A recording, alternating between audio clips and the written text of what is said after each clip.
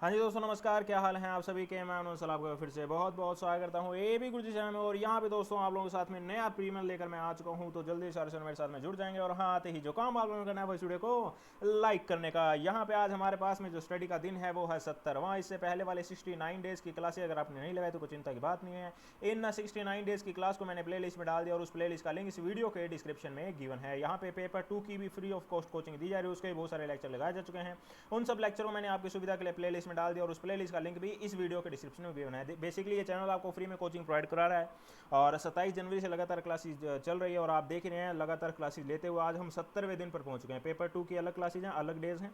Paper 1 की class 70 हो चुकी है। देखो काफ़ी इंपॉर्टेंट चीज़ है और मैं इस चीज़ को लेकर काफ़ी खुश होता हूँ कई बार कि 70वें दिन तक हम पहुंच गए, कोई परेशानी हमें नहीं हुई है रास्ते में। और उम्मीद करता हूँ इसी तरीके से हम आगे बढ़ते जाएंगे, क्योंकि अब कोरोना की वजह से जो एग्ज़ाम डेट है उसका कुछ पता नहीं है आने वाले टाइम में कब एग्ज़ाम होगा। अभी तक के लिए तो कोई अपडेट हमारे पास में है नहीं 25 जून तक। और अभी आगे बढ़ना है हमने। और जैसे कि आज आप देख रहे हैं हायर एजुकेशन का तीसरा लेक्चर आज मैं आपके साथ में डिस्कस कर रहा हूँ, जिसमें evolution of higher learning and research in post independence India है हमारे पास में।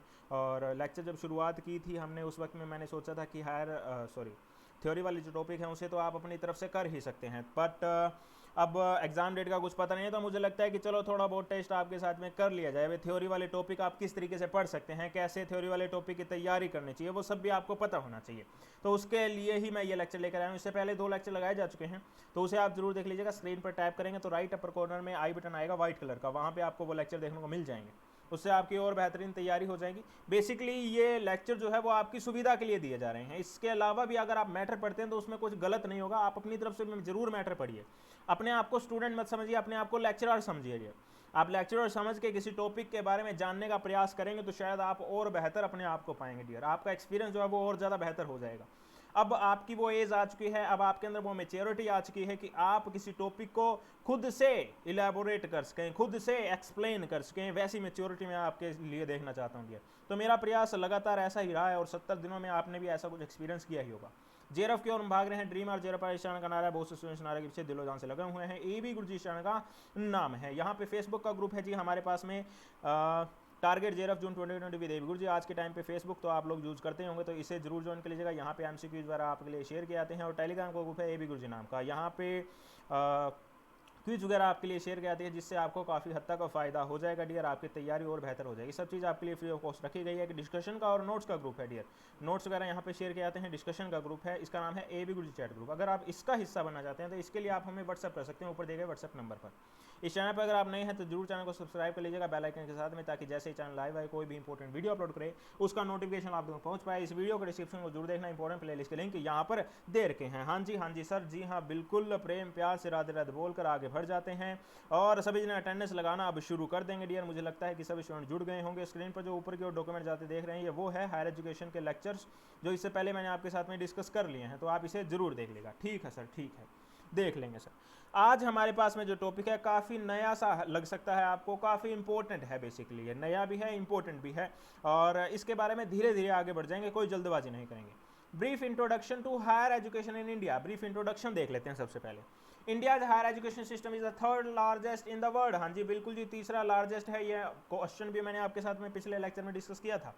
Next to the United State and China. ठीक है जी, यूएस और चाइना के बाद में आता है। The main governing body at the territory level is the university grant commission. हाँ जी, यूजीसी का जन्म हमने क्लास में कर दिया है डियर। अब यहाँ पे क्या है, मेन गवर्निंग बॉडी जो है वो यूजीसी है हमारे पास में, which enforces its standard, advises the government and helps coordinate between the centre and the state. Accreditation for higher learning is overseen by 15 autonomous institution established by UGC। अब ये 15 autonomous institution कौन कौन से हैं इसकी लिस्ट मैं आपको कल के लेक्चर में प्रोवाइड करूंगा। आज हमने जो है वो तवा गरम करने का काम करना है।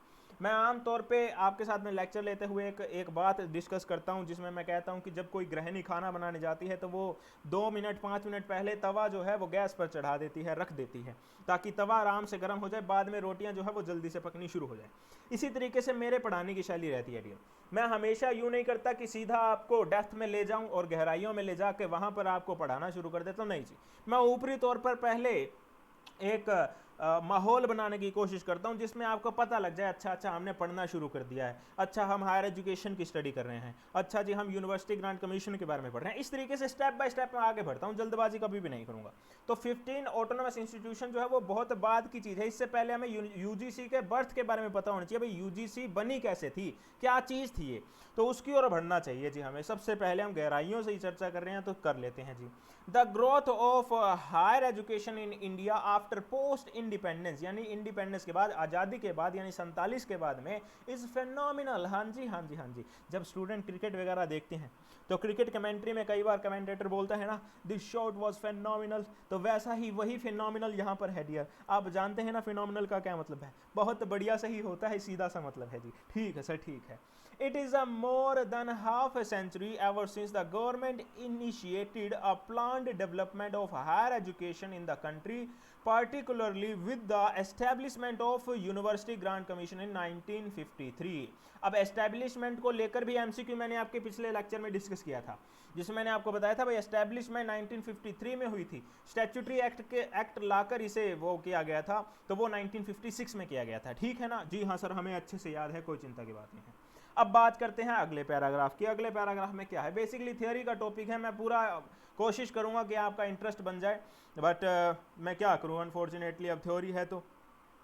The first major commission to study the state of university, state का मतलब यहाँ पे राज्य से नहीं है डियर, स्टेट का मतलब यहाँ पे दशा से है। दशा क्या है यूनिवर्सिटीज की, ये देखना है हमने। इन इंडिया आफ्टर इंडिपेंडेंस, ठीक है ना, स्वतंत्रता के बाद में यूनिवर्सिटीज कैसी हैं, इस चीज के बारे में कमीशन बनाएगी, वॉज राधा कृष्णन कमीशन। अब राधा कृष्णन कमीशन जो है वो बना दी गई, किस लिए, दशा देखने के लिए यूनिवर्सिटीज की। इसका दूसरा नाम आप अपने पास में लिख लो dear, the university education commission. हाँ जी हाँ जी हाँ जी, इसका दूसरा नाम है, एग्जाम में क्वेश्चन पूछा जा चुका है डियर, आपको पता होना चाहिए। 1948-49 इसमें इसने वर्क किया था। ये जी डियर ये आपके लिए काफी इंपॉर्टेंट चीज है। पोस्ट इंडिपेंडेंट, यहाँ पे पोस्ट इंडिपेंडेंस हमारे पास में यूनिवर्सिटी की दशा देखने के लिए कमीशन बनाई गई, उसका दूसरा नाम आपके लिए इंपॉर्टेंट है और उसका ईयर आपके लिए इंपॉर्टेंट है। आप जब राधा कृष्णन कमीशन अपने पास में गूगल में या कहीं पर लिखेंगे तो आपके पास में अथाह मैटर आ जाएगा डियर, लेकिन उतना मैटर पढ़ के नोट्स बनाओगे, टाइम लगाओगे, फिर भी समझ में नहीं आएगा कि क्या चीज़ लिखें क्या चीज़ ना लिखें। इसके लिए ही मैं आपके लिए लेक्चर लेकर आया हूँ ताकि आपको पता लग जाए। राधा कृष्णन कमीशन की जो एक्सप्लेनेशन है वो कल के लेक्चर में मैं आपके साथ में करने वाला हूं। आज तो ऊपरी तौर पर हमने यूजीसी के बारे में डिस्कशन करना है, इसलिए राधा कृष्णन का टच लेते हुए हम यूजीसी की ओर भाग जाएंगे। ठीक है सर, कोई चिंता की बात नहीं है, हमें तो सब भरोसा है आप पर सर। हाँ बस और जैसे मर्जी करवाते जो, हम तो बैठे हैं आपके साथ में। ठीक है जी, ठीक है, बैठे हो तो बहुत बढ़िया जी। The Radhakrishnan was named chairman of university education commission. University education commission क्या हो गया जी, क्या हो गया, अरे सर ये लिखा हुआ सर, इसका दूसरा नाम था। अच्छा ठीक है जी, ठीक है, मैं भूल गया था, लिंकिंग करनी पड़ती है जी मुझे याद करने के लिए। आप भी लिंकिंग कर लेना डियर। हाँ ठीक है सर, आप तो हमारे लिए ही करा रहे हो, हमारे को पता नहीं है क्या।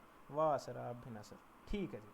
तो Radha Krishnan commission named chairman बन गए थे राधा कृष्णन जी। पूरा नाम क्या है आगे चलकर पता लग जाएगा।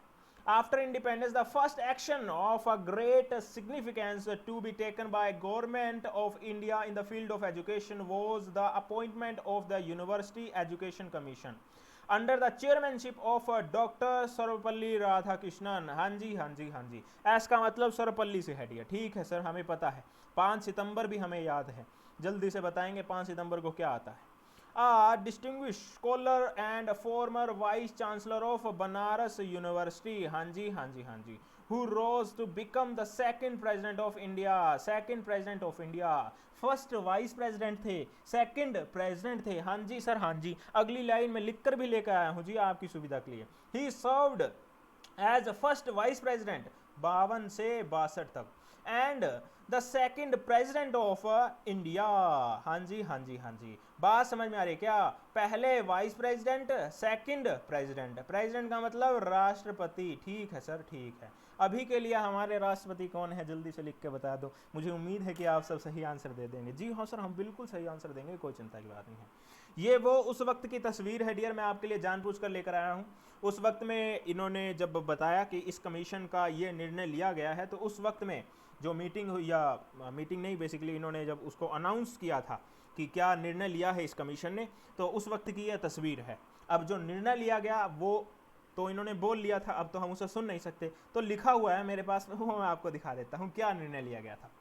The Commission's 1949 report assessed the state of university education and made recommendation for its improvement in the newly independent India। अब यहाँ पे यूनिवर्सिटीज़ की दशा के बारे में इस कमीशन ने अच्छे से वर्णन किया और बताया कि एक इम्प्रूवमेंट की यहाँ पर जरूरत है, रिकमेंडेशन यहाँ पर दी गई। क्या रिकमेंडेशन दी गई, सबसे खास वाली हम डिस्कस करेंगे जी।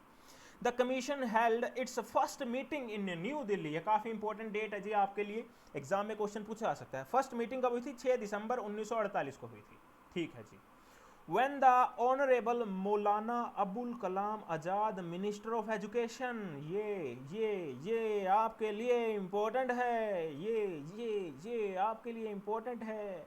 हाँ जी सर, हाँ जी, हम इसे लिख लेंगे अपने पास में, इंपॉर्टेंट चीज़ें लेकर आए हो आप हमारे लिए। जी हाँ जी हाँ जी हाँ, अगर मैं आपके साथ में फेस टू फेस क्लास लगा रहा होता ना, आपके पास में कॉपी में देखता मैं आके, और अगर आपने इसे कॉपी में नहीं लिखा होता ना, तो आपको वहीं के वहीं आपके कान को ऐसे पकड़ता और कहता कि अभी मैंने इतनी एक्टिंग की यहाँ पर, इतनी देर के लिए रुका, तुम्हारे को ये बात समझ में नहीं आई क्या ये चीज़ इंपॉर्टेंट है, इसे लिखना है कॉपी में। हाँ, अब मैं यहाँ पे ऑनलाइन क्लासेस ले रहा हूँ ना, तो मैं आपको देख नहीं पा रहा हूँ, पर मैं उम्मीद करता हूँ कि मुझे कान पकड़ने का मौका नहीं दोगे आप लोग, इन चीज़ों को लिख लोगे आप कॉपी में। डियर, जब आप लेक्चर को सुन रहे होते हैं उस वक्त में आपको लगता है कि सारी चीज़ याद हो गई है, बहुत आसान है, ये तो ऐसा था, ये वैसा था, ऐसा है वैसा है, याद हो जाएगा। लेकिन जब आप बाद में इसको याद करने की कोशिश करते हो तो वो सब का सब धुल जाता है डियर। इसलिए कॉपी में अपने पास अपने हाथ से लिखते रहा करो, ये काफ़ी इंपॉर्टेंट चीज़ होती है।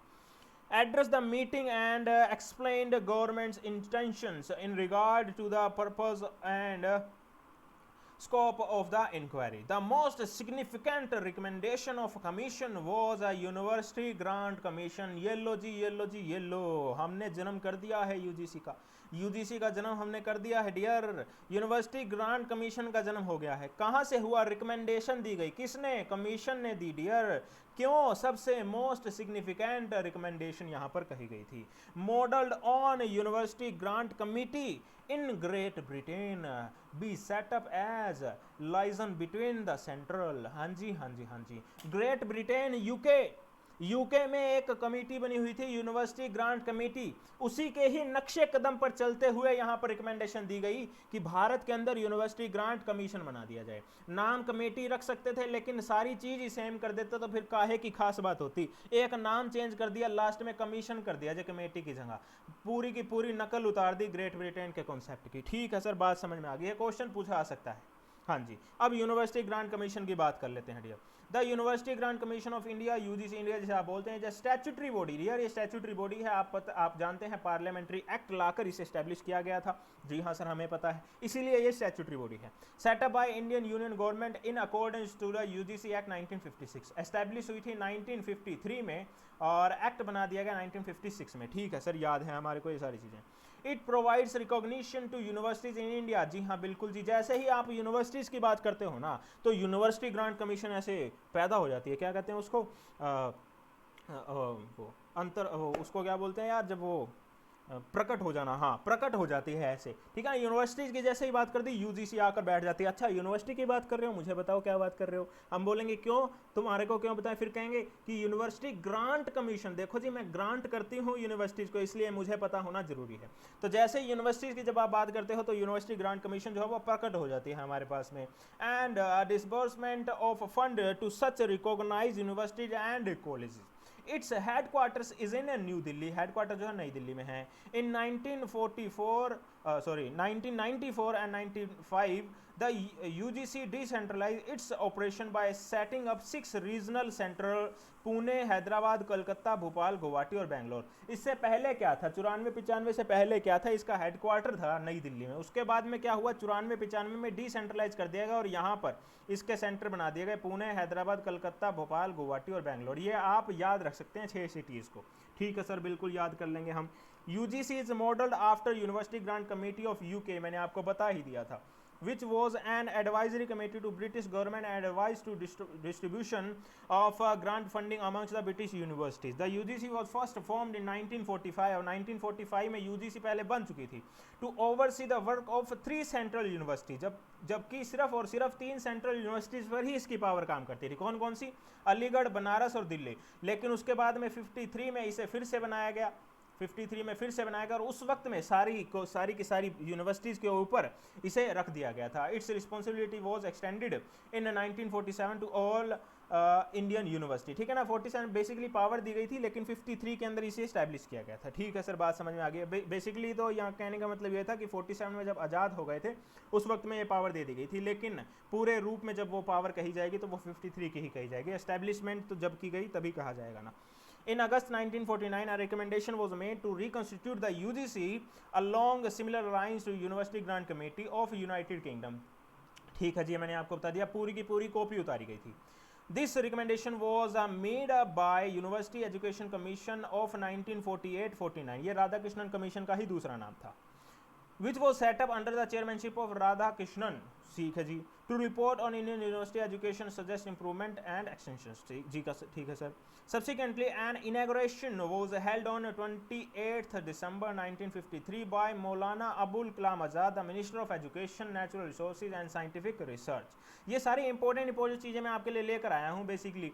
अब मैं इसका जब PDF आपके लिए अपलोड कराऊंगा ना AB गुरुजी चैट ग्रुप टेलीग्राम के अंदर, उस वक्त में आप इसे पढ़ेंगे तो आपके साथ में सारी की सारी जो आप लेक्चर के दौरान सुन रहे हैं सारा का सारा आपके दिमाग में वापस से आता जाएगा। कोई चिंता की बात नहीं है, बेसिकली आपके लिए नोट्स ही हैं, इंपॉर्टेंट चीज़ें आपके लिए लेकर आया हूँ। मैटर पढ़ोगे तो अथाह मिलेगा आपको इंटरनेट पर। इन नवंबर 1956 the UGC become statutory body upon the passing of university grant commission act 1956 by the Indian parliament. ये मैंने आपको पहले ही बता दिया था। ठीक है ना, जी हाँ सर ठीक है। अब कल मैं आपके साथ में यूनिवर्सिटीज़ की बात करने वाला हूँ, UGC के अंडर में क्या क्या चीज़ें आती हैं उसके बारे में बात करने वाला हूँ। यूनिवर्सिटीज़ में डीम्ड यूनिवर्सिटीज़ के बारे में, private university, central university, state universities, और उसके बाद में जो यूनिवर्सिटी नहीं है फिर भी यूनिवर्सिटी जैसी पावर है उसके बारे में बात करने वाला हूँ।